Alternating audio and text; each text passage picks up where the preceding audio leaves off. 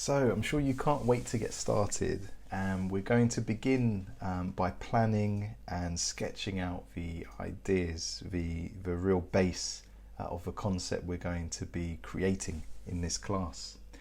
So to give you a reminder, this is the kind of concept we're going to be creating. And we're not going to look specifically at finding inspiration or concept generation. To be honest, we could have a whole class on those things individually, and in fact I will be posting a class on that in future. And this also isn't going to teach you how to use each app specifically. How to sketch. Again, there's some great courses on Skillshare already covering this. So we're going to assume you've got some experience sketching, finding inspiration, creating concepts, and we're really going to just focus the efforts to make the class nice and concise on achieving this detailed luxury logo specifically. But that said, throughout the class, I'll throw in some tips related to luxury branding, but I'm not going to spend too much time on the basics in this class. So we're jumping into the point where if this were a regular project for a client, at this stage you've got a good idea of the approach you want to use, and perhaps you've identified after drafting some initial concepts you might want to create something a little more detailed. So you've identified the fact you want to draw multiple elements and you want to add some secondary detail, and this is now the stage where specifically you're looking at planning that. Okay, so for this I like to use my iPad Pro with the Apple Pencil. I think it's got a lot of advantages to sketching on a pen and paper, so I'm really enjoying using this at the moment. But you can follow along on whichever medium you like, as long as you're comfortable sketching. So to begin with, I add a grid. This is just to a basic document. Again, I'm not going to go through in detail how to use the app. The idea is just to show you the planning and the sketching stage.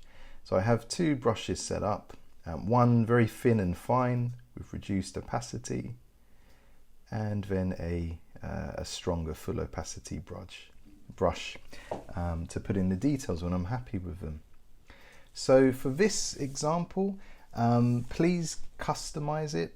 Please use a different brand name so that you can actually use this as a piece in your portfolio, and that way your example will look different to the other students. So if you can tweak just a few things as we go through this together so that you get similar but different results, that would be good. But for my example, I'm going to assume, although it's a made-up project, this will be a high-end boutique interior designer based in Paris.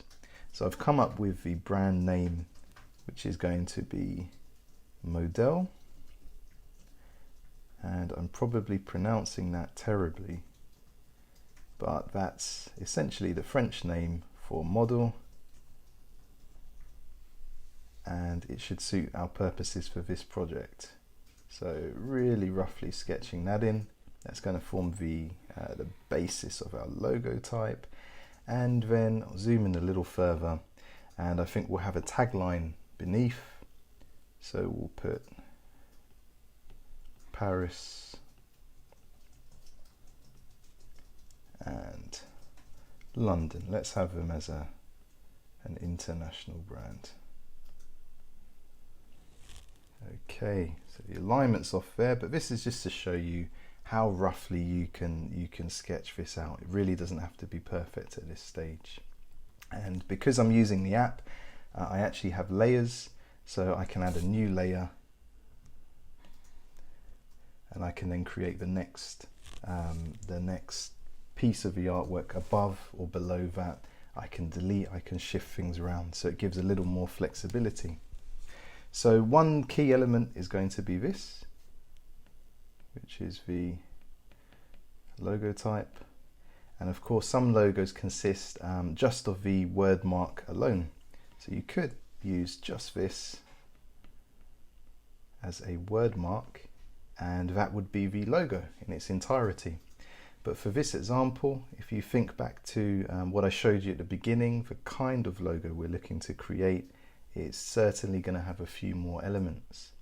So we're going to add, as the core of a brand mark, just a nice big letter M. And I'm thinking this is probably going to work nicely as a serif, but you could use a sans serif if you desire. And I think to match, we'll probably make this serif as well.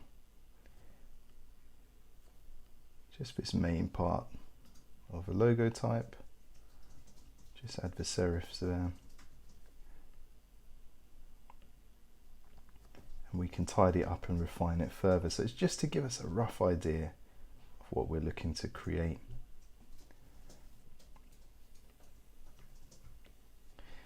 Okay, so that's starting to take shape. So we have, I'm just annotating this for you as we go along. This is the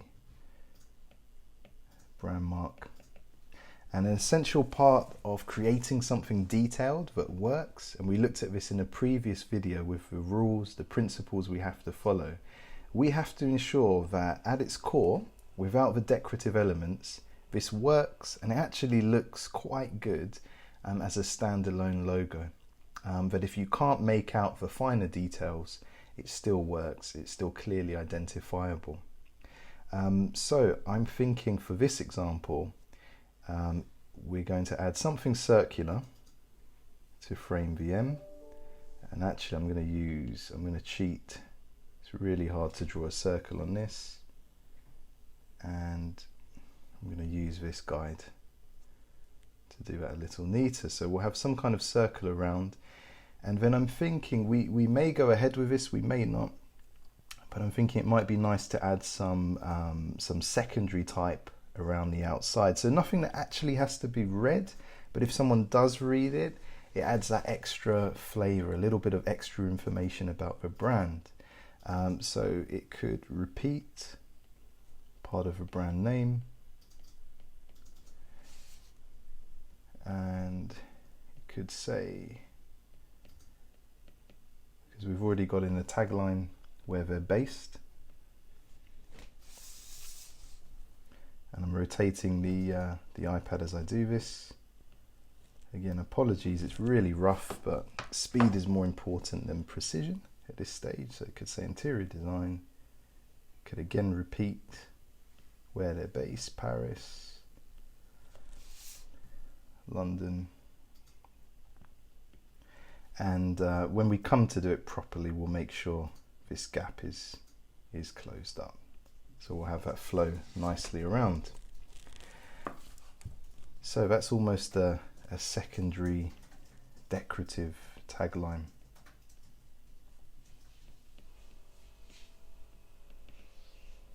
There we are. And then finally the detail. So there's a few different ways you could do this. And just to give you some ideas, this first idea, we're not going to do it in this class, but if you wanted to experiment on yourself, so you could actually add detail to the serif M by using this technique. I'll roughly sketch it out again. Goodness, that's very, very rough. But you could choose to put details in the serif itself. So if you had some form of floral pattern, like damask, or even a pattern with meaning, you could choose to actually fill the main brand mark with your pattern. And of course, if you were to zoom out, you would just see the brand mark, the M, and you'd be able to make out an indistinct texture. But as you zoom in, as you look closer, you'd see an added level of meaning there. And that's the whole idea with this kind of detailed luxury logo. It's adding that onion skinned layer effect. You're actually creating something you're going to want to look closer at. You're going to want to kind of take a second glance. And as you do, you're rewarded by seeing this extra hidden detail. So you could create something like that. but for this video, I'm going to create another layer, and we'll just drag that. This is one of the advantages, if I can get it to drag, there we are, of the iPad. We're going to create a pattern, I think, just behind the M within this circle to decorate it. So really rough, really abstract at this stage. I'm envisioning something floral, and we'll cover this when we come to compose the logo. It's really important. I'll show you how to do this afterwards. So first, just keep sketching away little random floral elements.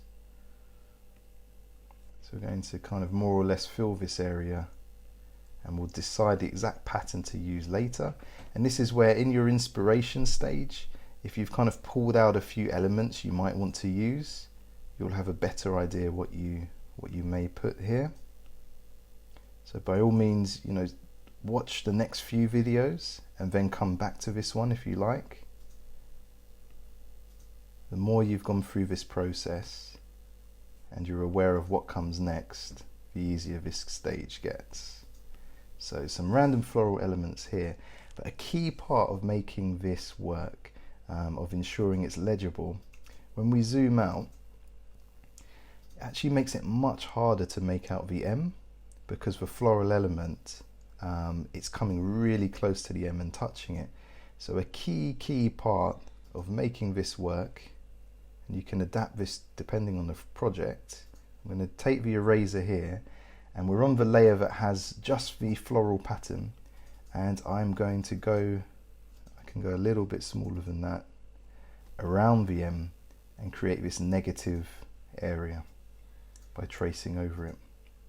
And by creating this negative space, remember it's an abstract floral pattern, so you're not losing any essential detail, but that ensures the M is much easier to make out. And we're also going to make sure the M is far more prominent, is perhaps rendered at a greater weight than the pattern behind. So you've got to make sure the decorative element isn't distracting from the key elements, and the brand mark is certainly one of the key elements.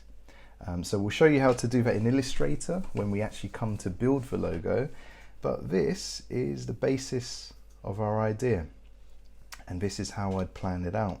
So just to annotate that for you, that there is our decorative element, and I'll include this as a material that you'll be able to download in the class resources, so you can zoom in and hopefully you can read my handwriting here. Now I won't do it in this video, I think it would be pointless, but I would usually create another layer. I'd use the, I guess it would be the equivalent to a thicker fine liner, and then I'd start to finalize the details that I'm happy with, and we've got a nice guide there to enable me to do it. So as I said, this isn't a class to teach you how to sketch, but you get the idea. Using these kind of techniques, we've now got a really good roadmap, and each of the elements we've identified here, we've then got to go and source them. So in the next video, I think we'll start by looking at the actual type, the fonts we want to use. Again, we've got a rough idea here what we're looking for, but if these details change, that's absolutely fine. But at least we know we're looking for some fonts to be laid out in this format. We're going to look for a decorative abstract element. We're going to look for perhaps another font or a matching font for this secondary tagline here around the outside. Now obviously in this example, I just want to show you how to get the end result we're looking for, to teach you this new technique to build a detailed logo. And then this is assuming you'll play with this in future. You can explore it, you can find what works for you. But to explain for this made up brand, Model, why I've chosen to do it this way, well, the decorative element, if it's an interior designer, You know, the kind of rich, opulent patterns they might use in high-end interior design. It's a little nod toward that. So if someone looks at the logo where it's shown large enough to make out that pattern, well, it's just strengthening the whole brand identity. It's that extra layer of detail, which, you know, usually you might use on the website as maybe a background element. But if you're able to inject some of that into the logo itself, and you're not taking anything away from how quickly you can recognize it, well, that's definitely an advantage. And that's what we're looking to do here. So of course you could choose to compose this differently. Maybe try to follow along just to make it easier for you to follow the steps in the video, and that way you can really learn some of the techniques I'm sharing. But in future, you know, use as much variation as you like. Try composing the elements differently. Try doing this perhaps with a pictorial symbol or graphic instead of the M or the letter we've used here as the core of a brand mark. You know, experiment, find what works, see what doesn't, and really have fun with this technique.